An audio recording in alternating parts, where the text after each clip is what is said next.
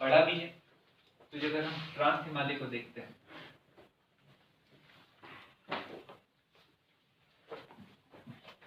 तो इसके ऊपर आपको अलग अलग रेंज दिखाई देंगे। आप मैप में देखना, जब आप मैप में देखोगे ट्रांस हिमालय ऊपर के क्षेत्र में, जब आप ऊपर के क्षेत्र में ट्रांस हिमालय को देखोगे तो आपको एक रेंज दिखाई देगी, जिस रेंज का नाम है लद्दाख। लद्दाख नहीं दिख रही होगी तो काराकोरम तो दिखाई दे रही होगी। लद्दाख दिख रही है? लद्दाख के ऊपर जैसे आओगे तो आपको दिखाई देगी काराकोरम। दिखाई दे रही है कि नहीं दिखाई दे रही? दिख रही है। और उसी के नीचे आओगे तो आपको एक और रेंज दिखाई देगी जिसका नाम है जास्कर। दिखाई दे रही है? तो ट्रांस हिमालय जो है, जो हिमालय का एक भाग है, ट्रांस हिमालय क्या है? हिमालय का जो एक भाग है वो आगे चलकर किस में बदल रहा है? और काराकोरम किस में बदला? काराकोरम। काराकोरम के बाद में कौन है बेटा? लद्दाख। किसमें? लद्दाख। और लद्दाख के बाद कौन है? जास्कर। जास्कर जो रेंज है ये रचनात्मक तरीके से अगर हम देखा जाए, बनने की प्रकृति के आधार पर देखा जाए तो ये ट्रांस हिमालय के अंतर्गत नहीं आती, परंतु लगातार ये लद्दाख के साथ में मिली होने के कारण इसे हम किसके श्रेणी में लाकर पढ़ते हैं? ट्रांस हिमालय। और जैसे ही आप यहाँ पर देखोगे तो इसके बीच में आपको एक नदी दिखाई देगी जिसका नाम है श्योक। अगर आप लोगों ने देखा होगा तो एक नदी मिलेगी आपको, श्योक नदी दिखाई देगी। कौन सी नदी दिखाई देगी? श्योक नदी। ये श्योक नदी जो है ये ITFZ में बहती है। किसमें बहती है? ITFZ में बहती है, जो लद्दाख और जास्कर के बीच में बहने वाली। कौन सी? लद्दाख और जास्कर के बीच में बहने वाली सिंधु नदी। सिंधु नदी की सहायक नदी। कौन सी नदी है? सहायक नदी है। जब अगर आप मैप में अगर आप देखोगे तो मैप में जब आप देखोगे तो आपको समझ में आएगा कि ये वाला जो क्षेत्र है इसे कहा जाए अस्काई चीन। क्या कहा जाए? अस्काई चीन, जो किसके अधीन में है? चीन के अधीन है। कब से है? 1962 के वॉर के बाद। ये जो क्षेत्र है इसे कहा था POK। ये किसके अधीन है? अभी पाक के पास में, ठीक है। परंतु ये सब क्षेत्र हम किसे मानते हैं? भारत का अभिन्न अंग मानते हैं। तो जब आप देखोगे तो आपको सिंध नदी का जो उद्गम क्षेत्र है वो भारत में नहीं दिखाई देगा, भारत के बाहर दिखाई देगा, मानसरोवर झील के पास में दिखाई देगा। अभी आपको नदी तो पढ़ना नहीं है, नदी का चैप्टर तो अलग है। तो वो जब निकलती है तो वो ऐसे निकलते हुए फिर गहरा गार्ड बनाते हुए फिर आगे चलकर वो अरब सागर में गिर जाती है। और उसी की एक सहायक नदी आती है ऊपर से जिसका नाम है श्योक। और श्योक नदी जो है, अभी अगर आप लोगों ने देखा होगा कि भारत के और चाइना के बीच में रिलेशनशिप खराब हुई। इसके भारत और चाइना के रिलेशनशिप खराब हुए। तो भारत और चाइना के रिलेशनशिप खराब होने के पीछे का कारण क्या था? मुख्यतः इस गलवान घाटी के क्षेत्र में भारत के द्वारा श्वेत नदी के किनारे लगातार रोड का निर्माण किया जाना और बड़े मजबूत जो ब्रिजेस रहते हैं उनका निर्माण किया जाना। और जब इनका निर्माण होगा तो स्वाभाविक रूप से भारत के एयरफोर्स के द्वारा जो लगातार रसद को पहुंचाया जाता था इस सिक्किम के इसे कहा जाता है एक छोटा सा पॉइंट सियाचिन। ये इतना स्ट्रेटेजिकली इंपॉर्टेंट जगह है जिससे हम अस्काई चीन, जिससे हम पाक ऑक्यूपाइड कश्मीर, जिससे हम चाइना के एक बड़े क्षेत्र पर आसानी से नजर रख सकते हैं। तो हमारे लिए हम जब कारगिल से किसी भी सामान को सियाचिन को लेकर जाना पड़ता था तो हमेशा वायुयान का उपयोग करना पड़ता था। और वायुयान का जब उपयोग करना पड़ता था तो स्वाभाविक रूप से अगर मौसम खराब होता था तो उस वजह से कई बार हमें रसद की जो आवश्यक वस्तु रहती थी वो आवश्यक वस्तु पहुंच नहीं पाती। तो भारत सरकार के द्वारा क्या किया गया? एक बड़ा प्रोग्राम लाया गया जिसके माध्यम से उन्होंने कहा कि हम BRO बॉर्डर रोड ऑर्गेनाइजेशन करके एक संस्था है जो रक्षा मंत्रालय के अंतर्गत काम करती है और जिसका काम है पूरे रोड का निर्माण करना, वो भी बॉर्डर क्षेत्र में। तो उन्होंने दौलत बेग ओल्डी रोड का निर्माण किया और दौलत बेग ओल्डी रोड का निर्माण करा उन्होंने कौन से क्षेत्र में? इस श्योक नदी के किनारे किनारे। और ये 2 वे रोड है, 1 वे रोड नहीं। कैसी रोड है? 2 वे रोड है। और उसके ऊपर कई स्ट्रेटेजिक ब्रिजों का भी निर्माण किया। स्ट्रेटेजिक मतलब सामरिक, इंग्लिश में क्या होता है? सामरिक। ऐसे ब्रिजेस जो देश की रक्षा सुरक्षा में महत्वपूर्ण भूमिका निभाते हैं, उस प्रकार के ब्रिजेस को कहा जाता है सामरिक ब्रिज या स्ट्रेटेजिक ब्रिज। निर्माण करने के बाद में चाइना को ये लगने लग गया कि भैया अब कहीं ना कहीं भारत की पकड़ स्काई चीन के निकट तक के हो जाएगी, तो इसका मतलब कहीं ना कहीं भारत इस पूरे क्षेत्र पर अधिकार करने का कभी भी दावा ठोक सकता है। तो उन्होंने इसका रोकने का प्रयास करा, जिस वजह से यूपीएससी ने क्या करा, पिछले साल यहाँ से प्रश्न पूछा, परंतु डायरेक्ट नहीं पूछा।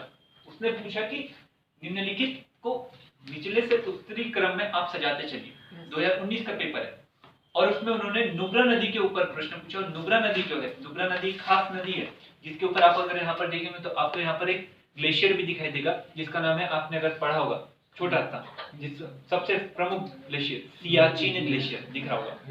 कौन सा ग्लेशियर दिख रहा होगा? सियाचिन। अगर आपने ग्लेशियर को देखा तो सियाचिन दिखा होगा, और सियाचिन को देखा होगा तो ऊपर में आप जैसे पढ़े होंगे तो बियाफो करके दिखाई देगा। बियाफो, बियाफो दिख रहा है, बालतूरा दिख रहा है, इस पर दिख रहा है, अरे दिख रहा है कि नहीं बेटा? सियाचिन को देखो, सियाचिन दिखा?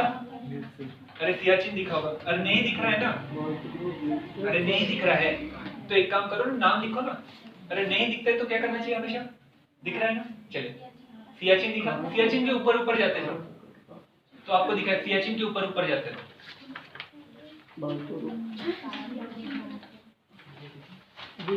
बेटा आप इन्हें क्या कर रहे हो, कौन से मैप में देख रहे हो?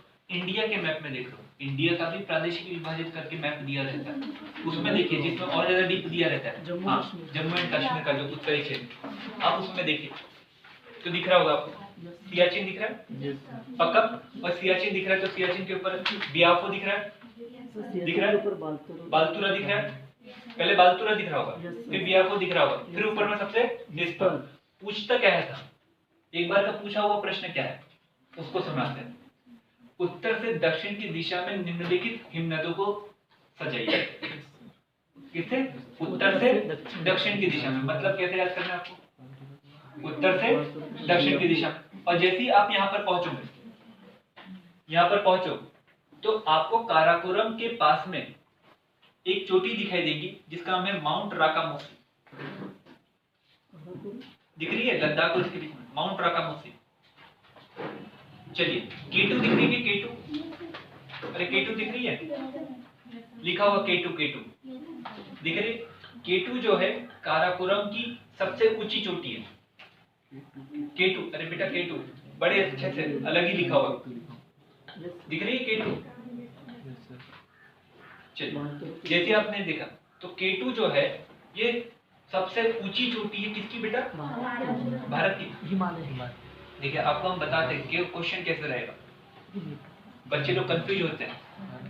क्वेश्चन रहता है भारत की सबसे ऊंची चोटी, प्रश्न एक ध्यान से सुननी है। दूसरा क्वेश्चन रहता है भारत में स्थित सबसे ऊंची चोटी।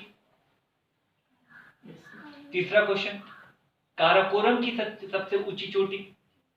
चौथा क्वेश्चन वृहद हिमालय की सबसे ऊंची चोटी। हर एक का जवाब अलग है। भारत में स्थित सबसे ऊंची चोटी कंचनजंगा, वो अभी नहीं पढ़ी। भारत की सबसे ऊंची चोटी केटू। काराकोरम की सबसे ऊंची चोटी केटू। ट्रांस हिमालय की सबसे ऊंची चोटी केटू। और आप अगर इस बात को अगर ध्यान में रखेंगे, वृहद हिमालय की सबसे ऊंची चोटी माउंट एवरेस्ट। दुनिया की सबसे ऊंची चोटी माउंट एवरेस्ट। इसको निकालेंगे कैसे? जब आप डिवाइडेशन को ध्यान से पढ़ोगे तो जैसे ही आप ट्रांस हिमालय पर आते हो तो ट्रांस हिमालय फिर से कवर कर लीजिए। जैसे ही आप ट्रांस हिमालय पर आते हो तो ट्रांस हिमालय आकृति के आधार पर पुनः 3 भागों में बढ़ता है, और आकृति के आधार पर जब पुनः 3 भागों में बढ़ता है तो पहला बढ़ता है काराकोरम, फिर बढ़ता है लद्दाख और फिर बढ़ता है।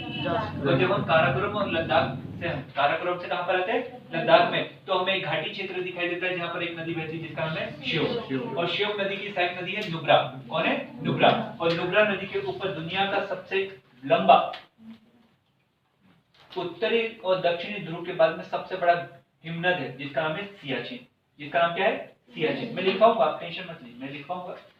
इसी के ऊपर से अगर हम जाते हैं तो हमें बातुरा दिख रहा है, बातुरा दिख रहा है। बातुरा के बाद में आपको दिखाई देगा बियाफो, बियाफो के बाद में दिखाई देगा इस पर, ये हिमनद दिखाई देता है। ये क्या दिखाई देता है? हिमनद। तो वहीं पर काराकोरम की हमें सबसे ऊंची चोटी दिखाई देती है जिसका नाम क्या है?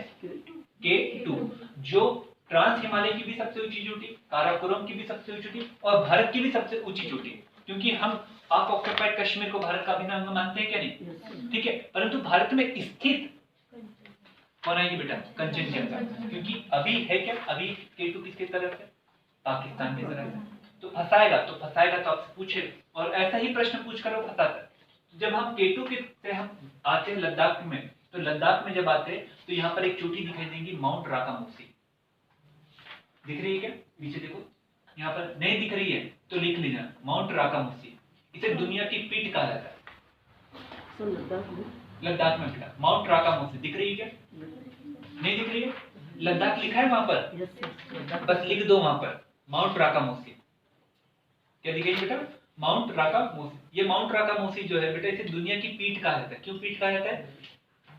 ये 70 डिग्री के एंगल में है, और 70 डिग्री के एंगल में होने के साथ में सीधी खड़ी चट्टान है, और सीधी खड़ी चट्टाने से जिस प्रकार से हमारी पीठ होती है, कोई भी अप्स एंड डाउन रहते हैं क्या? ना, सीधी सपाट रहती है। तो दुनिया में सबसे ज्यादा अगर ट्रैकरों को कहीं पर अगर सबसे ज्यादा अगर टेंशन होती है तो एक होती है K2 के ऊपर।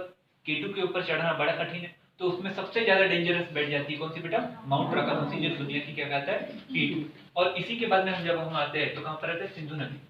कहां पर आते हैं? सिंधु नदी। सिंधु नदी की सहायक नदी कौन है? श्योक। कौन है बेटा? श्योक। और श्योक जो है, इसके ऊपर कहीं ना कहीं बहुत सारे ब्रिजों का निर्माण किया, जिस वजह से सामरिक एडवांटेज भारत को मिल रहा है। इस वजह से वर्तमान में हमारा और चाइना के बीच में इस क्षेत्र को लेकर अभी 2020 में डिस्प्यूट हो। इसी के बाद में हम आते जास्कर। कहां पर आते? जास्कर, जो रचनात्मक दृष्टि से ट्रांस हिमालय का भाग नहीं है, परंतु हम मान के चलते हैं। किसका मान के चलते हैं? ट्रांस हिमालय। आया समझ में? तो मतलब ट्रांस हिमालय थोड़ा बहुत क्लियर हुआ, थोड़ा बहुत नहीं हुआ, चलो लिखो। नहीं हुआ तो जाने, ठीक। हाँ, थोड़ा सा लिख लो।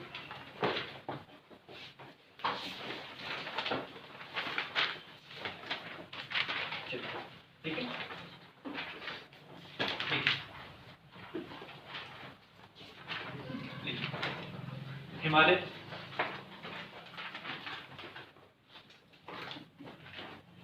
हिमालय रचना के आधार पर, हिमालय को रचना के आधार पर, रचना के आधार पर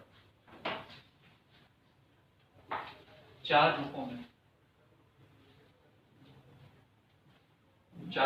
में वर्गीकृत किया गया है। वर्गीकृत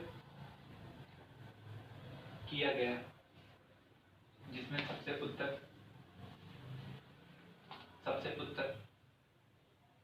ट्रांस हिमालय, जिसके दक्षिण में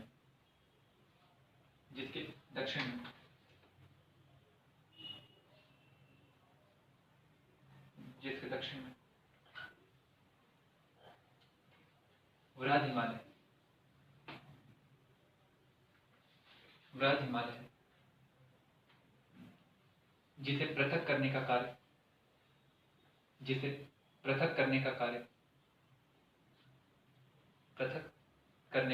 कार्य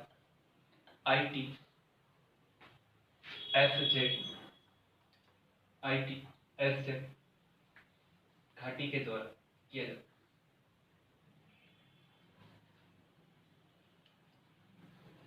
इस हिमालय को पुनः तीन रूपों में वर्गीकृत किया जाता है।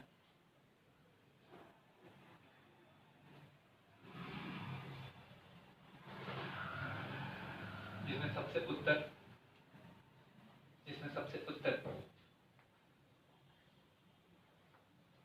श्रेणी काराकोरम, तत्पश्चात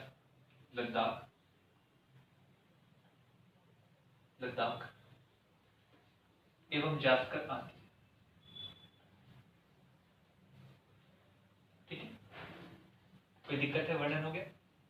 आगे लिखिए। काराकोरम और लद्दाख के मध्य, काराकोरम और लद्दाख के मध्य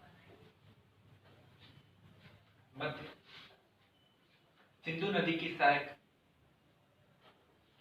सिंधु नदी की सहायक शोक का प्रवाह है। पुस्तक में लिख सकते हैं अपवाह,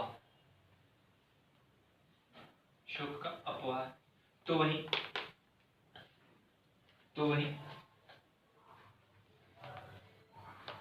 लद्दाख एवं जास्कर के मध्य, लद्दाख एवं जास्कर के मध्य, लद्दाख एवं जास्कर के मध्य सिंधु नदी का अपवाह। ठीक है, आगे देखिए। K2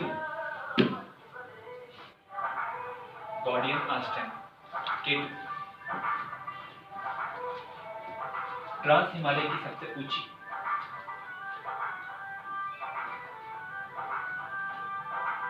तथा विश्व की दूसरी सबसे ऊंची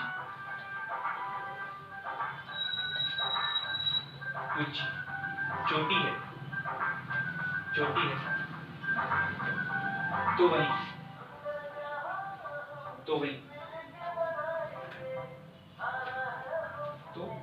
वही माउंट राकामोसी, माउंट राकामोसी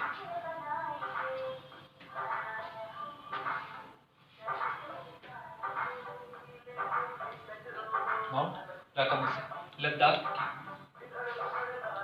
की सबसे ऊंची चोटी, सबसे ऊंची चोटी है, जिसे विश्व की पीठ भी कहा जाता है, विश्व की पीठ भी कहा जाता है, क्योंकि इसका ढाल